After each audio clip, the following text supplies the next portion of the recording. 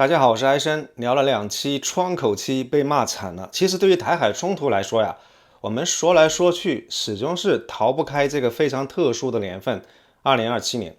今天《华盛顿邮报》有一篇最新的报道，根据黑客最新获得的一个文件，中俄有一份秘密的军事协议被披露。表面上来看，这个事儿好像不太起眼，内容就是俄罗斯要卖给中国一整套的空降兵的装备，还包括了训练，甚至是全套的打法，也就是所谓的作战条令。但其实这个不是一次普通的军火买卖啊，更像是一个致命的快递包裹，是由克里姆林宫亲自打包，穿越了西伯利亚的寒风，直接快递到了解放军手里。这个视频我们一起来尝试拆开这个快递包裹，好好看一看里面到底是些啥。那中俄这次号称无上限的合作到底有多深入？这个来自于俄罗斯的大礼包，它是不是从根本上改变了武力攻台的剧本？它又为什么会让2027年这个时间点变得更加紧迫了呢？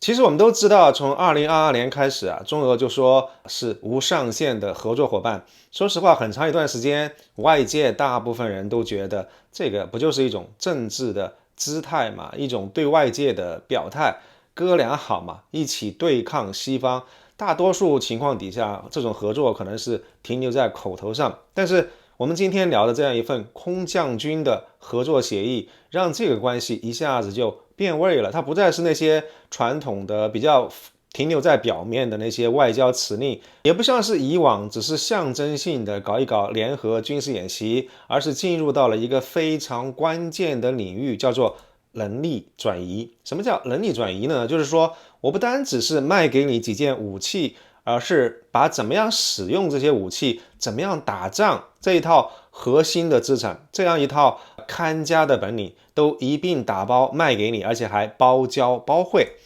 当然大家都清楚啊，这样一种合作的本质其实是一场非常精准的地缘政治的交易。你看，一方面俄罗斯因为这个俄乌战争被西方制裁的特别难受，经济上军工上都压力山大，所以他特别需要中国的钱，还有那些军民两用的高科技的产品，比如说无人机啊、芯片啊。我这不是空口说白话哈，因为数据是非常明白的显示，自从战争开始以后，中国出口到俄罗斯的这个集成电路这些关键的零部件涨得非常厉害。那作为回报，俄罗斯它也必须要拿出一些东西啊，但是他自己手上已经没有太多东西可以交换了，唯一的一些为数不多的依然是世界顶尖的，可能是一些军事技术。那这其中之一就是这样一套经历过残酷的实战检验的机械化空降作战体系。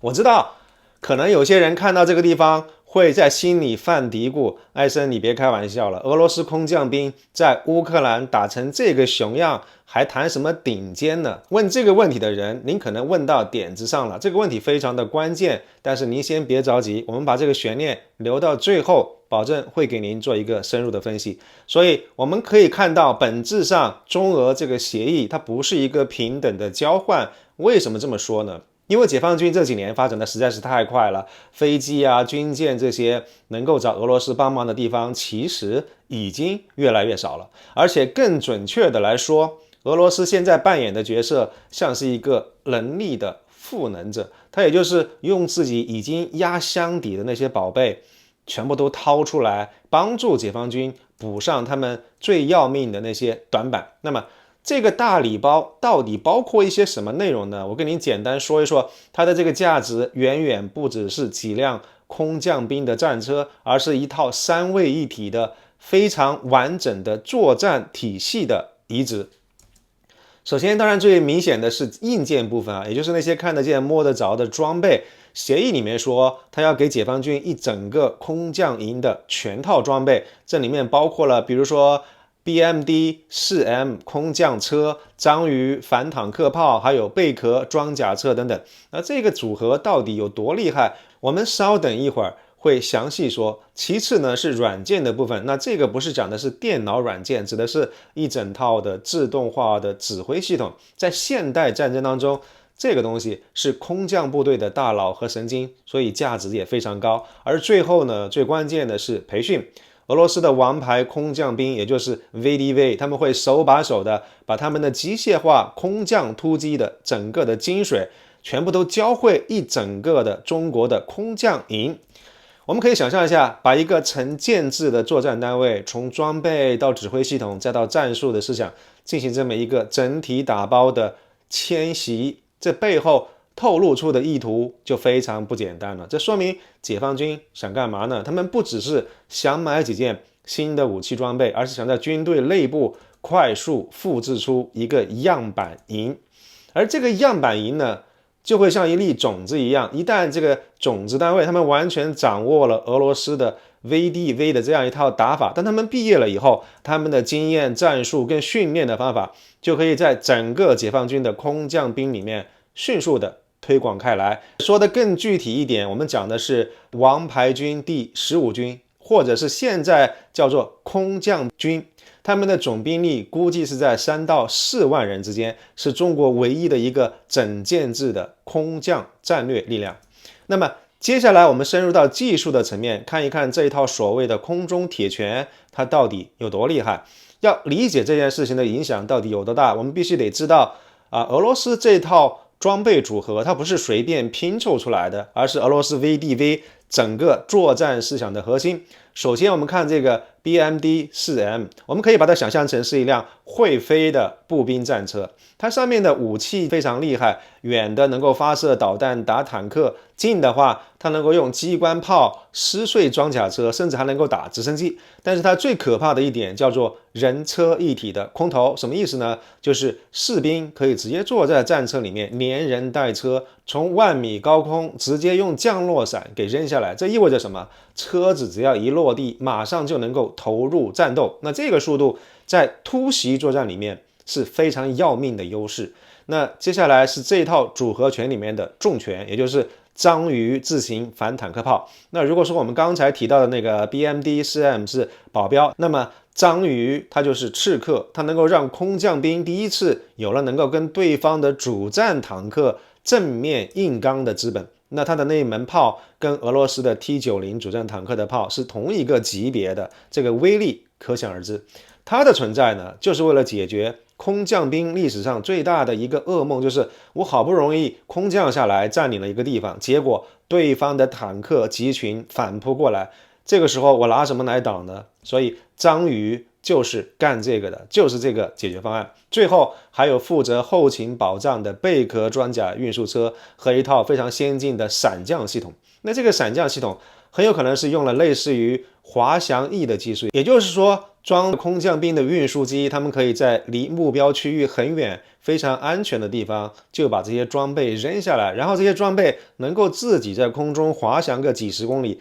非常精确的飞到目标地点上空。这个就能够让整个空降的行动变得更安全也更隐蔽。那所有这3款装备的背后是俄罗斯 VDV 一种非常独特的作战哲学，有一个术语叫垂直包围。那听着这个术语非常的专业，对不对？但其实说白了就是西方的空降兵他们落地之后基本上是属于轻步兵，那要靠2条腿来走路。但是俄罗斯的 VDV 非常不一样，它是一支高度机械化的部队，他们的核心战术就像一把手术刀，它不从正面跟你硬碰硬，而是从你的头顶上飞过去，绕过你坚固的防线，直接插到你的心脏地带。比如说抢占机场呀、港口啊、指挥中心这些非常关键的地方，然后他利用自己非常强大的火力，像钉子一样钉在那个地方，等着主力部队过来汇合。所以我们看到这3款闪降的装备凑在一块儿，配合的非常的好，运兵的、提供火力掩护的，还有专门反坦克的，一整套全都齐全了。它基本上解决了一个世界性的难题，就是空降兵落地之后火力弱、跑不快，容易变成活靶子的这个非常实际的问题。好了，我们现在基本上了解了俄罗斯这样一套空降兵的体系有多厉害之后，再回过头来看一看买家，就是解放军到底有一个什么样的燃眉之急，他们为什么会这么迫切的需要这个快递包裹呢？很简单，因为这样一套包裹，它非常精准地戳中了解放军正在实现的某个显而易见的战略目标过程当中的一些痛点。那首要的驱动力当然是这个非常明确的政治的时间表，2027年的期限。这个期限就摆在这儿，给解放军带来了非常巨大的时间压力。我们可以设想一下，机械化空降是一个非常复杂的打法，如果完全靠自己从零开始摸索、开始研究的话，很有可能到2027年都搞不定。所以直接从俄罗斯进口一套成熟的技术，就变成是一条非常有诱惑力的捷径。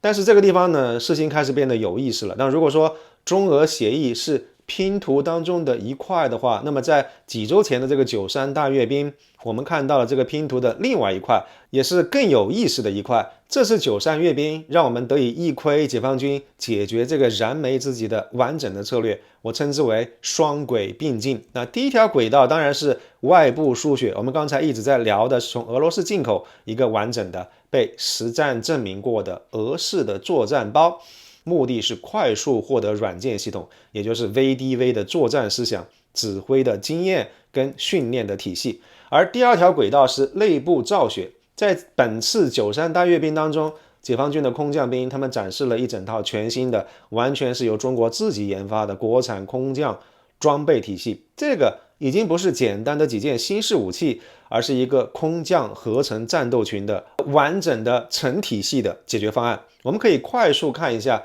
这次阅兵透露出来的一些可怕的细节。首先是全新的国产履带式的空降战车的家族，它的设计理念非常的先进，采用统一的底盘，可以像搭积木一样快速变成是步兵战车、指挥车，甚至是威力巨大的120毫米的智行迫流炮。其次呢，是非常惊人的防护能力，这些新式战车普遍加装了主动防护系统 APS， 那这个玩意儿是用来主动拦截反坦克导弹跟无人机攻击的。也就是说，解放军空降兵的生存能力已经向重装的陆军主战坦克看齐了。而最后的话是高度的无人化跟智能化，阅兵当中出现了大量的无人作战的车辆，可以和有人作战的战车协同作战，去执行最危险的侦察跟扫雷的任务。所以现在最关键的问题来了，既然解放军他自己的新式的装备已经这么厉害了，为什么还要买俄罗斯那些在乌克兰表现不算很好的装备呢？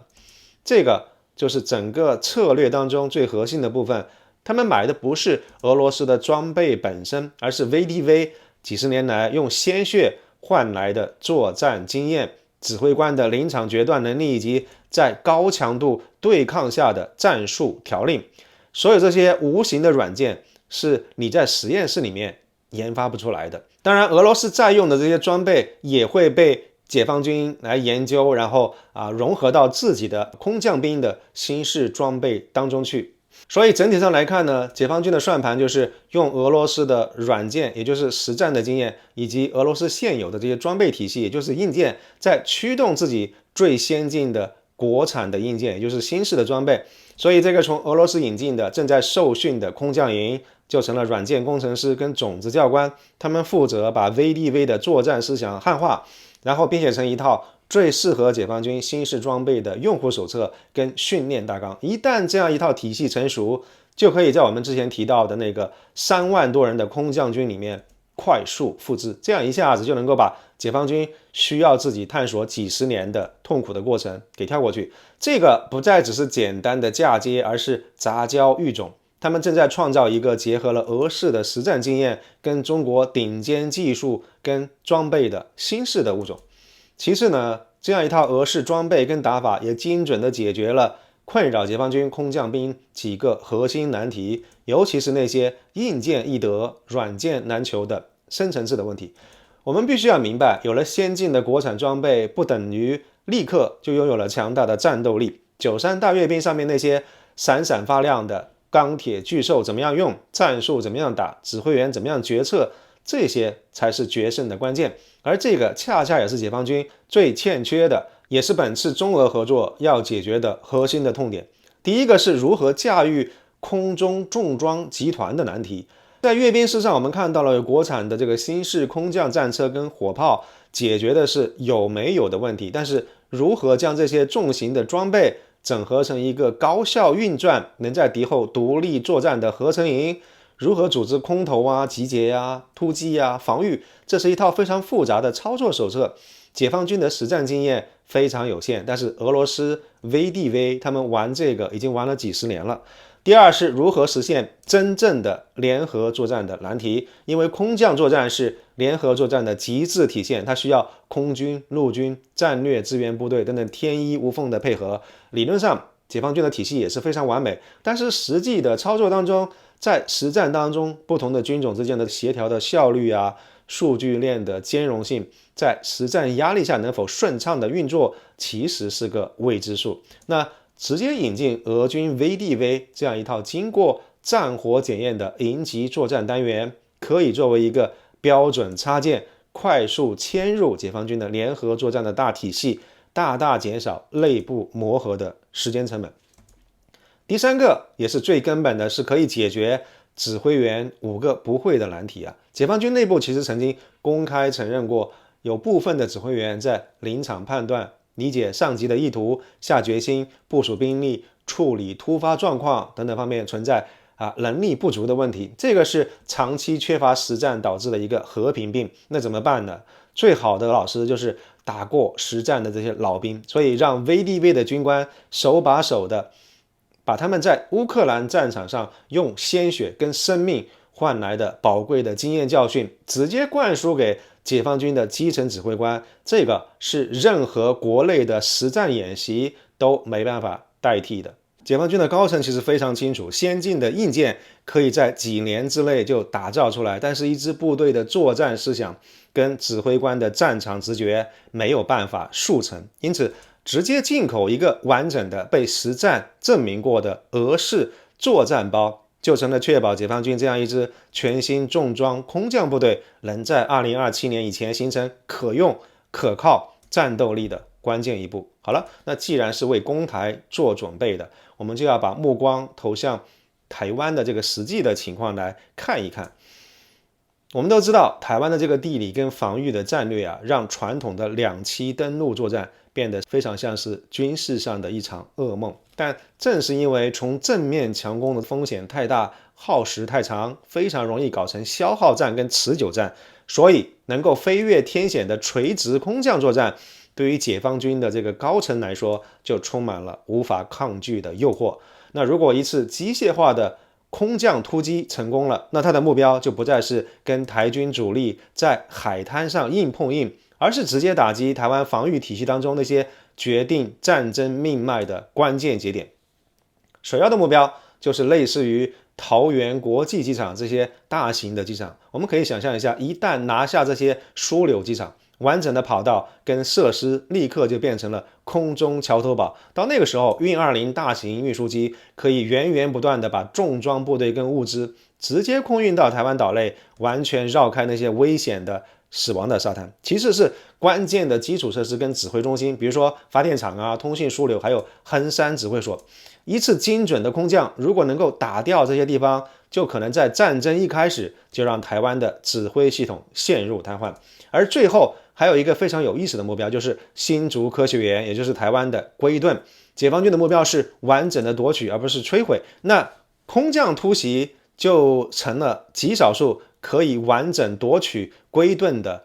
夺取台积电的有可能成功的战术。所以你看，解放军他拼命想要发展机械化空降的能力，其实正是为了破解他自身的一些战略的困境。本次的中俄合作让台湾的机场这个战略资产的价值发生了一个根本性的倒转。在和平时期，它是连接世界的生命线，可是一旦战争爆发，它就能立刻变成台湾防御体系当中最致命的这个漏洞。那聊到这个地方，我们可以来简单评估一下，综合上面说的所有的信息，这次中俄的合作到底是在多大程度上改变了解放军的作战算盘呢？首先，它催生了一种全新的战役的打法，最典型的就是一次中国版的霍斯托梅尔机场的 2.0， 也就是2022年俄乌战争刚刚开始的时候，俄军 VDV 突袭基辅附近那个机场的翻版。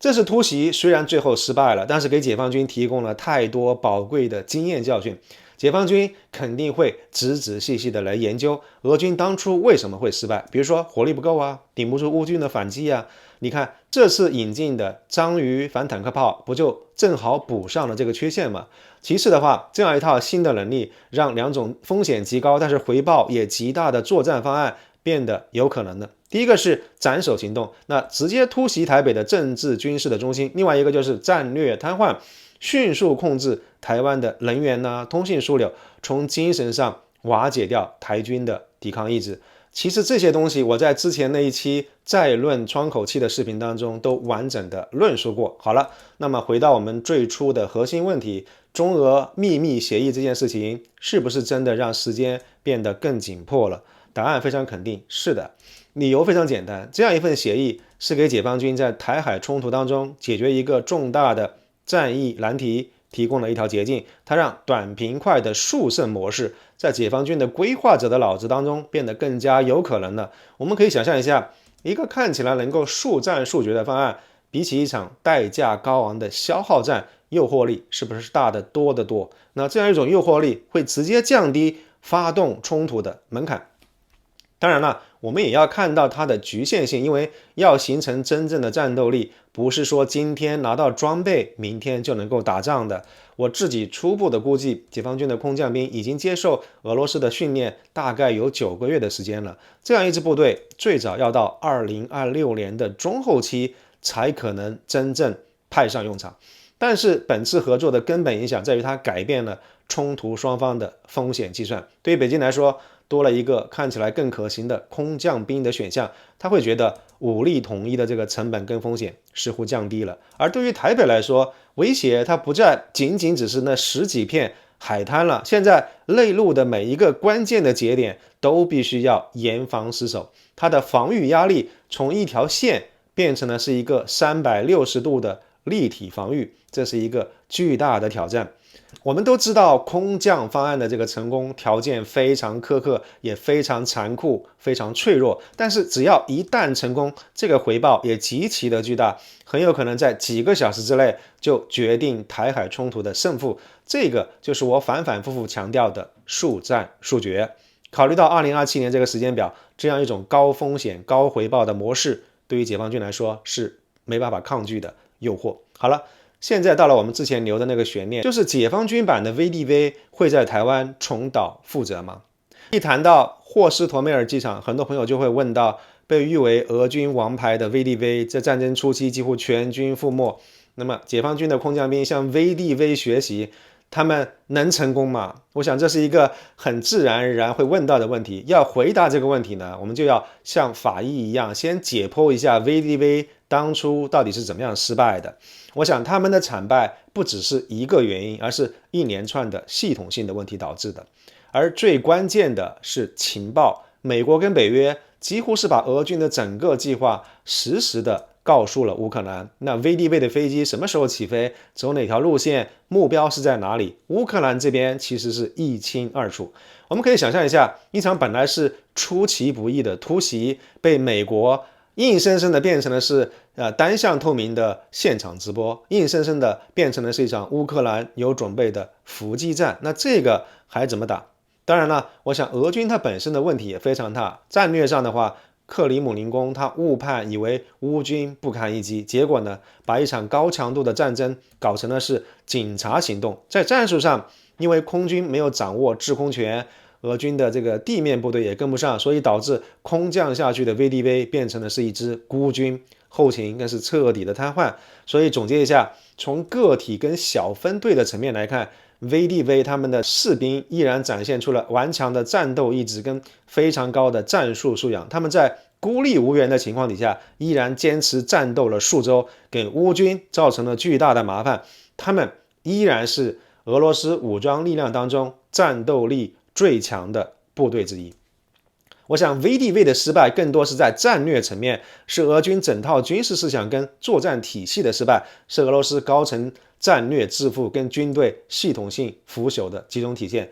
就好像是一把非常锋利的手术刀，却是被一个蹩脚的医生用来砍柴，那最终导致刀刃崩坏。那其实 VDV 本身还是不错的。所以我们了解了这个 VDV 的病因，我们就可以判断说，解放军的空降兵它不是另外一个 VDV， 因为他们是一支学习能力极强、资源投入巨大，并且深刻认识到自身问题的部队。他们正在尽一切的努力，避免犯下 VDV 这样的低级的跟系统性的错误。首先呢，解放军的优势在什么地方呢？就是高层的认知非常清晰，他绝对不会低估对手。为了台海冲突，已经准备了几十年，他们认真学习了俄乌战争的经验教训，把作战想定从一开始就是一场最高强度的体系化战争，而且他们创新的这个体系作战的思想，我如果用锐意进取这4个字来形容的话，应该不能算是夸张。其次的话，2015年军改之后，解放军他一直在苦练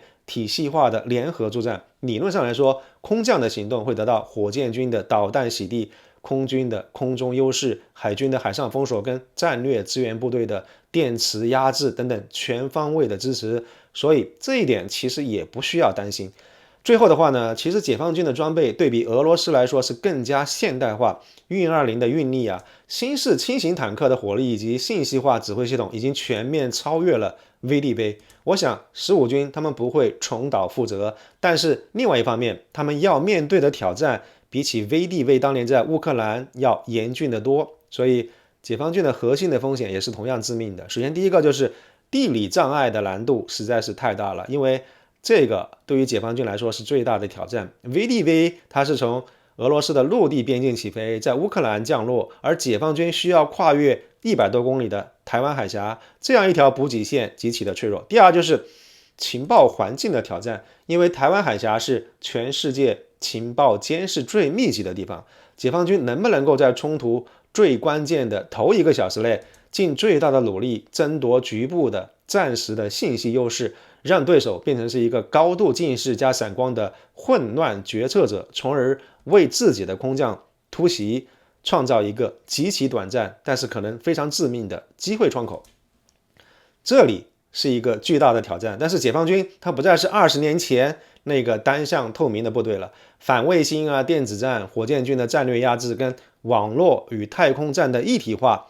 在所有这些作战方面的技术，他们的发展都非常的迅猛。第三点就是缺乏实战的检验，这个是对于解放军来说始终没办法摆脱的一个问题，因为演习搞得再好